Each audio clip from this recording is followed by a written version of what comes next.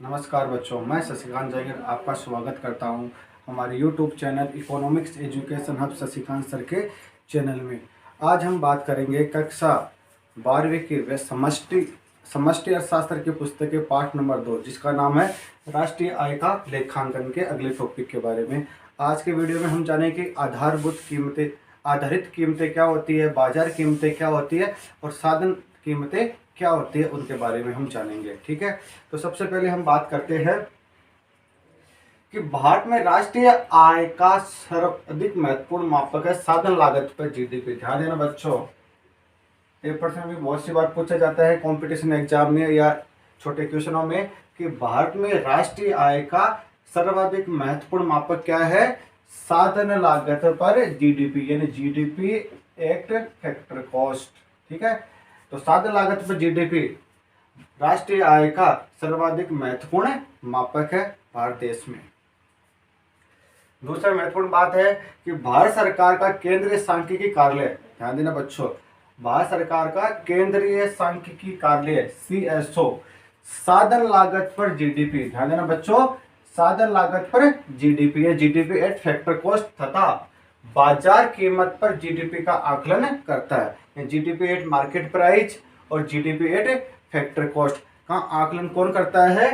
केंद्रीय सांख्यिकी कार्यालय। ये भी प्रश्न पूछा जाता है कि भारत में जीडीपी एट फैक्टर कॉस्ट और जीडीपी एट मार्केट प्राइस का आकलन या अनुमान कौन लगाता है? तो इसका आंसर होगा केंद्रीय सांख्यिकी संगठन। तीसरी जो महत्वपूर्ण बात है और बहुत सी बार परीक्षा में पूछी भी गई है कि भारत में राष्ट्रीय आय का आकलन या अनुमान कौन लगाता है? तो भारत में राष्ट्रीय आय का आकलन अनुमान लगाता है केंद्रीय सांख्यिकी संगठन द्वारा। भारत में राष्ट्रीय आय का अनुमान लगाया जाता है। अब हम बात करते हैं, हमारे जो टॉपिक है उसकी आधारित कीमतों पर जीडीपी, यानी आधारित कीमतों पर आप जीडीपी किस प्रकार ज्ञात कर सकते हो। तो ध्यान देना कि जब साधन लागत पर जीडीपी में, यानी जीडीपी एट फैक्टर कॉस्ट में शुद्ध उत्पादन कर जोड़ देते हैं। ध्यान देना बच्चों, क्या जोड़ेंगे हम? जीडीपी एट फैक्टर कॉस्ट में शुद्ध उत्पादन कर जोड़ देते हैं तो हमें आधारित या आधार कीमतें पर जीडीपी प्राप्त हो जाती है। तो आधारित कीमतों पर जीडीपी क्या होगी? साधन लागत पर जीडीपी, यानी जीडीपी एट फैक्टर कॉस्ट में क्या जुड़ जाएगा? शुद्ध उत्पादन कर जुड़ जाएगा। ठीक है बच्चों, समझ में आया कि आधारित कीमतों पर जीडीपी कैसे निकालते हैं? जब साधन लागत पर जीडीपी में से शुद्ध उत्पादन कर जोड़ देते हैं तो आधारित कीमतों पर जीडीपी प्राप्त हो जाती है। यानी इसका सूत्र क्या हो जाएगा? आधारित कीमतों पर जीडीपी क्या हो जाएगी? बराबर है साधन लागत पर जीडीपी प्लस शुद्ध उत्पादन कर। क्या है? शुद्ध उत्पादन कर। अब है बाजार कीमतों पर जीडीपी कैसे निकालते हैं वो जानेंगे। कि जब बाजार कीमत पर जीडीपी निकालना होता है तो कि जब आधार कीमतों पर जीडीपी, देखो हम आधार कीमतें कहाँ निकाले इससे पहले, तो जब आधार कीमतों पर जीडीपी में शुद्ध उत्पाद कर, ध्यान देना बच्चों, यहाँ उत्पादन कर रहे हैं जबकि यहाँ क्या है? उत्पाद कर। तो शुद्ध उत्पादन कर और शुद्ध उत्पाद कर क्या है उसके बारे में हम जानेंगे। पहले हम आपको ये बता देते हैं कि बाजार कीमत पर जीडीपी कैसे ज्ञात करते हैं। तो बाजार कीमत पर जीडीपी जब आधार कीमतों पर जीडीपी में शुद्ध उत्पाद कर जोड़ देते हैं तो बाजार कीमत पर जीडीपी प्राप्त हो जाती है। तो उसे क्या कहते हैं? बाजार कीमत पर जीडीपी कहते हैं। यानी बाजार कीमत पर जीडीपी क्या होगी? आधार कीमत पर जीडीपी प्लस शुद्ध उत्पाद कर, यानी आधार कीमत पर जीडीपी में शुद्ध उत्पाद कर जुड़ जाता है तो बाजार कीमत पर आपको जीडीपी प्राइस प्राप्त हो जाती है। Market price at GDP at market price प्राप्त हो जाती है। अब यहाँ पे देखो, एक तो शुद्ध उत्पादन कर और एक शुद्ध उत्पाद कर। देखने में दोनों सेम लग रहे हैं परंतु दोनों में डिफरेंट है, जो हम जानेंगे। देखो, शुद्ध उत्पादन कर क्या है? ध्यान देना बच्चों, शुद्ध उत्पादन कर है, शुद्ध उत्पादन कर बराबर उत्पादन कर में उत्पादन अनुदान को घटाना। यानी क्या है कि उत्पादन कर में क्या घटाना है? उत्पादन अनुदान को घटाना है तो आपको शुद्ध उत्पादन कर प्राप्त हो जाएगा। जबकि शुद्ध उत्पाद कर क्या है? कि जब शुद्ध उत्पाद कर बराबर है उत्पाद कर में उत्पाद अनुदान को घटाना। उत्पाद कर में उत्पाद अनुदान को घटाते हैं तो हमें प्राप्त होता है शुद्ध उत्पाद कर। तो अब बच्चों हमें शुद्ध उत्पादन कर क्या है और शुद्ध उत्पाद कर क्या है, इनके बारे में जानेंगे। अब उत्पादन कर तथा अनुदान के बारे में जानते हैं कि उत्पादन कर तथा अनुदान क्या होता है। ठीक है, तो उत्पादन के देखो ध्यान देना बच्चों, दोनों मिलते जुलते से नाम है, उत्पाद कर उत्पादन कर, दोनों मिलते जुलते से नाम, परंतु इनमें डिफरेंट क्या है वो हम जानेंगे कि उत्पादन कर तथा अनुदान क्या होता है। देखो यहाँ पे हमने पढ़ा था ना कि शुद्ध उत्पादन कर क्या होता है, उत्पादन कर में से उत्पादन अनुदान घटाना, और शुद्ध उत्पाद कर क्या होता है, उत्पाद कर में से उत्पाद अनुदान घटाना। तो ये हम जानेंगे कि उत्पादन कर और अनुदान क्या होते हैं। ध्यान देना बच्चों, सबसे पहले हम बात करते हैं उत्पादन कर तथा अनुदान के बारे में कि उत्पादन के संदर्भ में होते हैं। ध्यान देना बच्चों कि उत्पादन कर और अनुदान किसके संदर्भ में होते हैं, उत्पादन के कर के संबंध में होते हैं कि उत्पादन हम करते हैं तो उस पर टैक्स या अनुदान किस प्रकार प्राप्त होता है या टैक्स किस प्रकार लगता है, तो वो क्या है, उत्पादन कर अनुदान होते हैं। तथा उत्पादन मात्रा, ध्यान देना बच्चों, यहाँ उत्पादन मात्रा से स्वतंत्र होते हैं, यानी उत्पादन की कितनी इकाइयां उत्पादित हो रही है वहां उस पे क्या रहेंगे, उत्पादन कर और अनुदान क्या रहेंगे, स्वतंत्र रहेंगे। जबकि उत्पादन करने के लिए किस प्रकार, जैसे मान लो भूमि कर है, जैसे हम भूमि कर देते हैं, या स्टाम्प शुल्क या पंजीकरण शुल्क है, वो किस में आते हैं, उत्पादन के संदर्भ में आते हैं। तो उत्पादन कर क्या क्या हो गए, भूमि कर, स्टाम्प शुल्क और पंजीकरण शुल्क हो गए। एक इससे मिलता जुलता नाम क्या, उत्पाद कर और अनुदान। तो ध्यान देना, उत्पाद कर क्या होते हैं कि यह प्रति इकाई उत्पादन के संदर्भ में होते हैं, यानी उत्पादन मात्रा से संबंधित होते हैं। मैंने यहाँ बताया प्रति इकाई उत्पादन, यानी एक इकाई के उत्पादन से संबंधित होते हैं, यानी प्रति इकाई उत्पादन से जितनी इकाइयां उत्पादित हुई वो उनसे सबसे संबंधित है। तो यह प्रति इकाई उत्पादन से संदर्भ में होते हैं, जैसे उत्पादन कर, सेवा कर, निर्यात कर आदि। तो मेरे हिसाब से बच्चों आपको उत्पादन कर और उत्पाद कर तथा अनुदान समझ में आ गया होगा। वापस रिपीट कर देता हूं कि उत्पादन कर क्या है, उत्पादन से संदर्भ में है, न कि उत्पादन की मात्रा से संदर्भ में है। जबकि उत्पाद कर तथा अनुदान क्या है, उत्पादन मात्रा से संबंधित है या उनके संदर्भ में है, बस इतना सा डिफरेंट है। तो मैंने इनके बता दिए कौन कौन से होते हैं, जैसे उत्पाद कर, सेवा कर, निर्यात कर किस में आएंगे, उत्पाद कर में आएंगे। जबकि उत्पादन कर क्या है, स्टाम्प शुल्क, भूमि कर और पंजीकरण शुल्क है। देखना बच्चों, एक सूत्र के माध्यम से पूरी की पूरी चीज समझ में आ जाएंगे। जैसे मैंने बताया था कि साधन लागत पर ग्रॉस वैल्यू एडेड में जोड़ देते हैं शुद्ध उत्पादन कर को। देखो, साधन लागत पर ग्रॉस वैल्यू एडेड में मैंने क्या जोड़ा है, शुद्ध उत्पादन कर, तो मुझे क्या प्राप्त हो गई,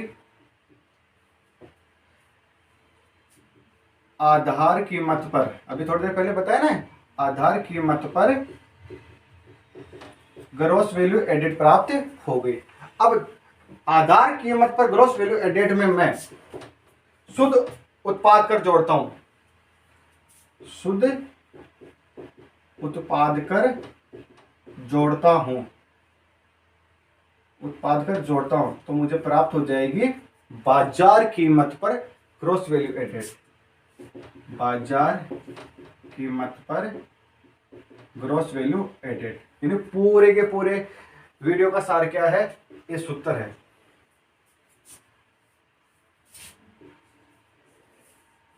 कि आप साधन लागत पर ग्रॉस वैल्यू एडेड में शुद्ध उत्पादन कर जोड़ोगे तो आपको आधार कीमत पर ग्रॉस वैल्यू एडेड प्राप्त हो जाएगा, और ग्रॉस वैल्यू एडेड में आप शुद्ध उत्पाद कर जोड़ोगे तो आपको बाजार कीमत पर ग्रॉस वैल्यू एडेड प्राप्त हो जाएगा। तो इस प्रकार आप साधन लागत से आधार कीमत और आधार कीमत से आप बाजार कीमत को ज्ञात कर सकते हो।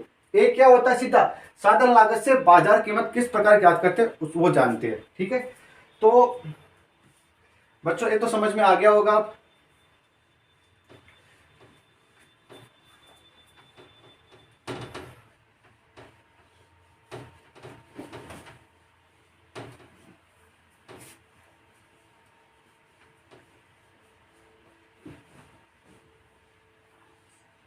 अब मैंने बताया है कि साधन लागत से सीधे बाजार कीमत कैसे ज्ञात करते, ध्यान देना बच्चों। जैसे मान लो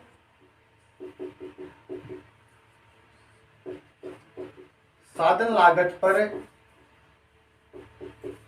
जीडीपी, साधन लागत पर जीडीपी ज्ञात करनी है, साधन लागत पर जीडीपी ज्ञात करनी है, तो हम कैसे ज्ञात करेंगे?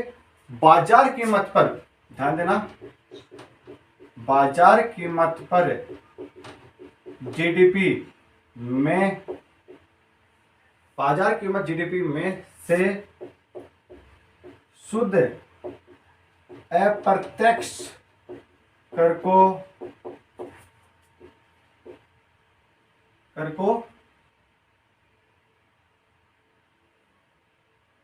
घटाते हैं तो साधन लागत पर जीडीपी प्राप्त होती है, जीडीपी प्राप्त होती है। तो साधन लागत जीडीपी कैसे ज्ञात करोगे? इधर ध्यान देना बच्चों, ये साधन लागत पर जीडीपी, साधन लागत पर जीडीपी बराबर है, साधन लागत पर जीडीपी बराबर हो जाएगी क्या? बाजार कीमत पर जीडीपी में से क्या घटाना है? शुद्ध अप्रत्यक्ष कर माइनस शुद्ध अप्रत्यक्ष कर घटाना है, तो आपको क्या प्राप्त हो जाएगी? साधन लागत पर जीडीपी प्राप्त हो जाएगी। और बाजार कीमत पर आपको जीडीपी प्राप्त करनी है, बाजार कीमत पर जीडीपी प्राप्त करनी है, तो आपको साधन लागत पर जीडीपी में शुद्ध अप्रत्यक्ष कर